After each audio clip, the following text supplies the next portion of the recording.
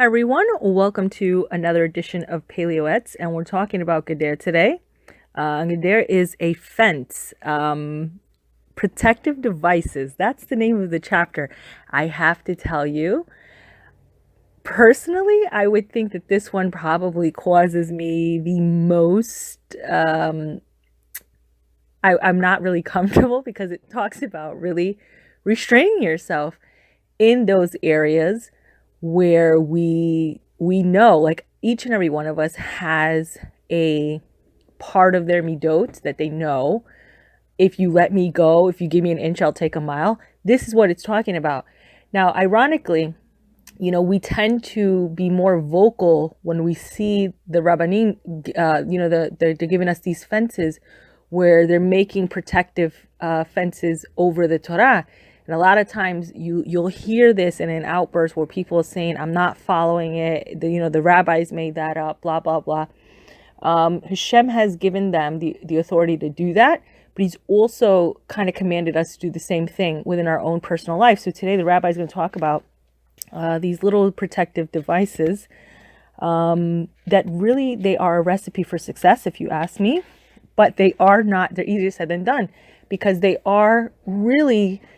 this is like the moment of truth. Like, if you are really serious about fixing your midot, you cannot accomplish that without doing the introspection and going through and saying, I know 100%, if you give me an inch on this, I really will take a mile. And once you know that, then I think the harder part is to say, so in order not to take that mile, I'm going to put these protective measures in place. So we're going to talk about that. And if you're like me, get ready to start gyrating in your chair, because this one's going to be a tough one. So it says, it is incumbent upon every member of the Jewish people to make personal protective devices to prevent any violation of the Torah, as is written in Vayikra 18:30, and you shall keep my charge. Our sages in Moed Katan 5a explain, make a protective device in order to keep my charge. A person, depending upon his nature and the extent to which his evil inclination attacks him, needs to establish these safeguards and prohibit even that which is permitted. So he does not come to permit that which is prohibited. So we have to start doing these things, because what ends up happening is that even things that are permissible to us, for example, I know for... I'm just going to go I'm going to be very general in this. I'm just going to say, what are the big vices we see? Okay. Eating, drinking, our spending habits. That's a good area where it's not prohibited, but in excess, we're turning something that is allowed to us, and we're making it prohibited. So it says, for example, someone who's become excessive to drinking should prohibit unto himself even minimal intake of any alcoholic beverage. If he needs to swear an oath, he can fulfill his vow. Let him do so. This is in accordance with the verse in Tehillim 119:106. I have sworn and I will fulfill in order to keep my righteous judgments. Alternatively, if a person should impose a monetary fine upon himself every time he transgresses, or impose a fast of either deprivation that he can bear in order to prevent himself from sinning. And the commentators, and they're referring to the Rambam here in Hilchot Deot Perek 1:4, wrote that even though the middle path is perfection, for example, a person should not pursue luxuries and prohibitions, but should also not deprive himself of basic pleasures. He should not be excessively pious, and everything has a limit relative to each person's nature. This applies to someone who has not been habituated in a bad way. So let's take a step back here. So, the advice here is that if you know that you have this kind of vice. Do you remember, I don't know if any of you remember, there used to be a teacher, and she used to say, if you swore you had to put a quarter in the cookie jar. This is kind of like the same concept, except, we gotta step it up. Let's just say, I'm just going to give, I'm going to have total transfer. I hate reading, which is really ironic that I do these kind of broadcasts, which require that I read out of a book. I really hate reading. But, it's funny. I can speak about HaShem all day long. So where I tend to get trouble is in my daily davening. I tend to get a lot of trouble in this area because of the fact that it's very hard for me to read. It's just hard for me to read. So, perhaps I should impose upon myself that, for any day that my reading was like subpar, perhaps I'll have to do another broadcast of Tehillim or something, or something going. And this is the same thing. If you're eating, you have to impose something, obviously, that you feel it as well. It can't be just, something that, that it's a quarter. But at the same time, we have to be very realistic. We cannot say to someone who, it's like telling an alcoholic or a drug addict, it's like telling an alcoholic, come to this Purim party. And, it's like telling a drug addict, like you would never tell a drug addict, like, let's go hang out at this bar where there's going to be drugs and alcohol served. First of all, I hope that you're not in there, but if you are, we are a very realistic broadcast. But if you are, like, you would never say, like, Goyim would never say that to, even Goyim, they would never say that to someone, because it's not even derech. It's like, it's common sense. So this is the same thing. If you have a spending problem, right? Perhaps you shouldn't be subscribing to magazines, even if they're catalogs, because they incite your Yetzirah to go and to spend. And where, some people can go and they can look and they can just browse. Like, some people are great at window shopping and others are not. This could be an issue for them. If you are somebody who has this, compulsive behavior to shop a lot, perhaps a credit card is not for you. So, these are the kinds of fences that we're talking about, that will help to ensure that you have success in your service to HaShem. So it continues on. So, however, a man who has gone a bad path needs to distance himself in an extreme way from anything which is unbecoming. After a long period of time, he should be able to walk again in the middle path and not stray from it. The men of the Great Assembly in Avot 1:1 already commanded us, and make a protective fence for the Torah. This is the Torah for every man. The rule for each person is that he must establish protective devices according to his needs. So again, if you're someone who doesn't have a problem with food, someone who does have a problem, who cannot, sometimes we hear this too, like when we're in conversation and we tend to want to impose our fences on other people, but that may not be where they're struggling. So even though that Yetzirah is real and we understand how dangerous that particular vice is because we are literally fighting it, that may not be the same case for somebody else. I have like people I know that one of them, and I'm sure everybody knows people like this, right? One of them, they save, they're very, they're a little too frugal.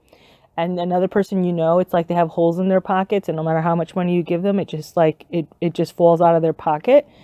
And, the great thing about Judaism is that it's always trying to get you to come to the middle. Like, you have to be that middle person, one that is not so tight-fisted, but one that does not let everything just go out. And that's what we're always striving to do.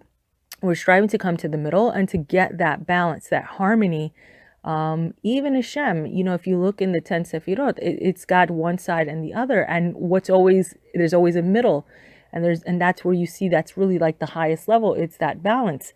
So we have to really make a conscious effort to, get serious in bringing balance and harmony into those areas. Listen, everybody has their problems. Everybody has their tafkid in life, and everybody has those things of their midot that they have to fix. That's like, it's a no-brainer, but we tend to get embarrassed of the fact that they exist. They're there, but let's try to get them into balance. So it says, I've seen one great productive device for the proper path of life, and for the sake of avoiding the grave, that I have learned from our holy Torah, that it says in Bamidbar 15:39, and you will see it and remember it to do it all the mitzvot of God. Our sages in Menachot 43b commented, seeing brings one to remembering, and remembering brings one to doing. If you do this thing, you will succeed. Take a piece of paper and write it the following: Behold, I've accepted upon myself, without a vow, to recite everything that is written here once a day with firm commitment that shall I be violated. If I fail, I will pay a monetary fine to charity for each day that I miss. Oh man, remember your Creator. Remember that you are a Jew. Remember that there is a good reward for the righteous and an awful and bitter punishment for the wicked, and that HaKadosh Baruch Hu is meticulous in judgment as the breath of a hair. And then it says again, oh man, be strong, courageous, to fight against your Yetzirah, for all that a man desires he can do. So, this is the advice that the Rav is giving us, that we should, it's funny. I forgot what do they call those boards? If anybody knows what they are, like, put it in the comments below. I forgot what it's boards. It's like the visionary boards or something, where people have a dream and they cut out like little pictures and they put it on there. And it's like this thought that you can manifest because you see it, you visualize it. There is some truth to that, because when you see it, you're constantly working toward that goal, even if because you're planting like the subconscious seed in your mind. And, if you tell yourself, even if you have this dream and you say like, but I'm not good enough, blah, blah, blah, or whatever it is, like that negative affirmation. I remember when my son was joining the Marine Corps, and, he had to qualify physically, and he had to go through so many pull-ups and so many push-ups. And I remember saying, like, I couldn't do a push-up to save my life. And the staff sergeant told me, he said, and you never will. And so I looked at him and he goes, you never will, because you've told yourself and you taught yourself that you never will. If you say you can't, then you won't. Your mind is already convinced. So you have to always say that I can, and your mind will always look for that way to push past those roadblocks that we set up in our mind. And the truth is, if my life depended on it, you better believe I probably will be able to do push-ups, because there's this new motivation. So it really, there is this thing about positive thinking and positive affirmations. And so this is the recipe that the Rav is giving to us, to get some success in this area. So it says, run to do a mitzvah and flee from sin, as in Avot 4:2. And know that according to the plan of one will be one's reward. In Avot 5:26, all the toil of man is for his mouth. So the reason why that the advice is always to run to do a mitzvah is because, when you get in your head, I'm going to do this, and then you put it off and then you forget, that's the problem. So now it's done, it's over. So the advice that I've always heard constantly from all the sages is that when you have it in your mind to do the mitzvah, do it right then and there.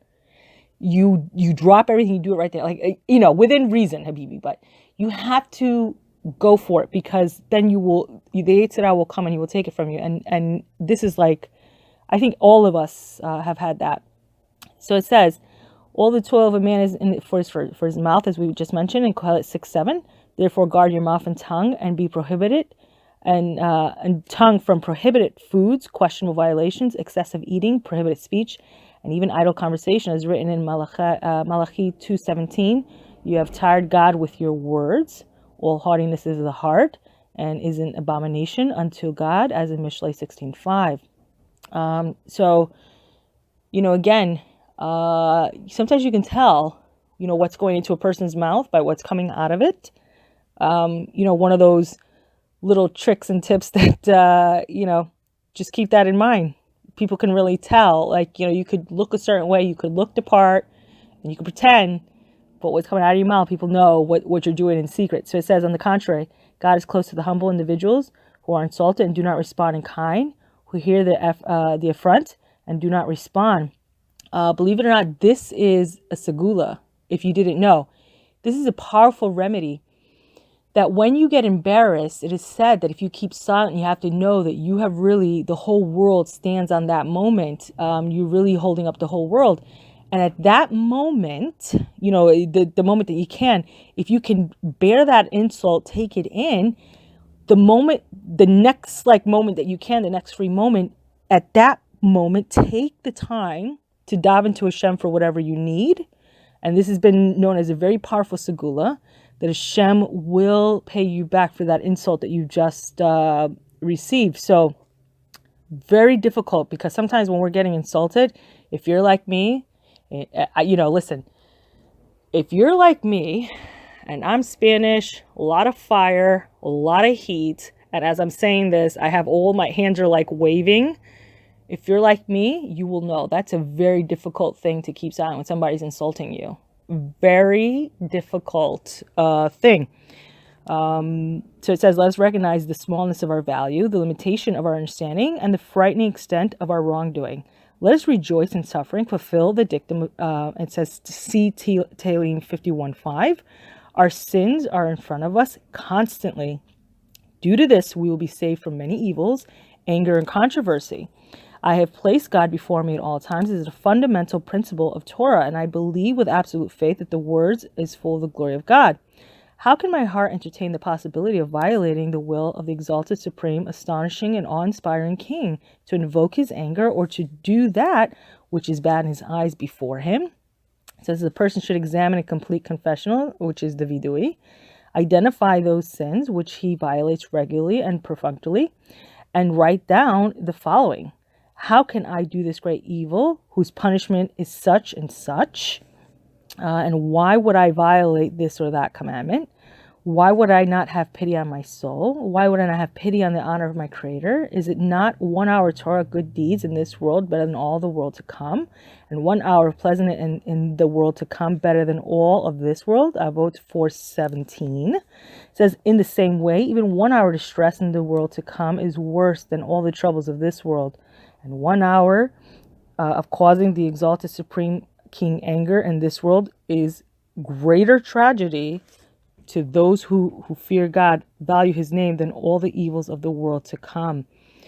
Yeah, I think that, it's like a crazy, insane idea. I don't think we really understand the value and the weight of our actions or our words. I don't think that we understand how great, they say moment of tshuva is worth more than all the pleasures of this world. And you're talking about a moment. But the opposite is also going to be true, that, it's, first of all, it's one thing you do something you don't know, I think even more so when we know and we're outright, I don't even want to stand next to myself when I'm in trouble. I don't really want to stand next to anybody who's in that state of mind. I mean, I don't think we really understand or comprehend what's going to be coming down the pipeline for someone who goes out of their way to anger HaShem. So it says, as such, I accept upon myself without a vow to either be careful of such or perform such and such a mitzvah. So it says, either be careful to perform whatever. And it says, if I violate today any of the things which I have assumed, I will pay a fine for each and everything in order to atone for my sins, which I have gotten out of control. And I will conduct myself with control and deprive myself of such and such without fail. So this is like literally the recipe that he's given you. I would think that, after a few times that you're paying the self-imposed penalty and you're really good about, I think HaShem will help you on this too. Because I think I don't know if there'll be a level of guilt. I think, if you're really good about sticking to the self-imposed penalties that you place upon yourself, I think after a while, you'll get the hint. I mean, if you, I don't care what it is. If you're really a health nut and you always reward yourself with an ice cream or whatever it is, and you probably say, if I mess up, I'm taking that away, or I'm not going to buy this today, or I have to pay a $20 fine for every. After a while, you're going to get the hint, and it's really, you're going to get a wake-up call. So it says, may the Lord, Hashem God, help me. Help us, O God, of our salvation, for the sake of your name. The following day, one must evaluate if he maintained his vigilance. And if he failed, he must immediately pay the specific fine and reread the script. He should either increase or decrease the degree of his assumed conduct in order that he should succeed in keeping his commitment. He must do this on a daily and monthly basis without fail. And if you can do this together with a good friend, such that God-fearing people will speak to one another, it is good and pleasant. Test me. This is what the Rav is saying. Rav Papo, Alav Shalom, this is what he's saying. He's saying, test me with this, and you will see wondrous things. For this script is holy, and the reading and remembering is a great protective device and tower of strength. I will write more about this in the entries of Zechira and Ziag. This is all on condition that a person never miss a day for his entire life. Behold, the divine presence stands upon him. So listen, he's making a promise here. Whoever is brave enough to take this on, to take on this challenge of fixing his midot with these self-imposed find, they're going to see wonders. So, may Hashem grant hatzlacha to all Am Yisrael and to everyone who takes this upon themselves. But yeah, I told you, it really does. Like, I think, we're a generation, we don't want to be told what to do. Don't tell me what to do. I'm a grown up. I'll take it from here. And that's really kind of the attitude that we've all, I think, adopted in this world. You can just see it all around us. So, oy vavoy, that was a tough one. For me, at least, because I just know, I'm very honest with myself and just know I have like a lot of things to fix. As I'm sure many of you may feel the same way. So, boy. But that's it for today, and I hope we'll all be together again soon, bezrat HaShem.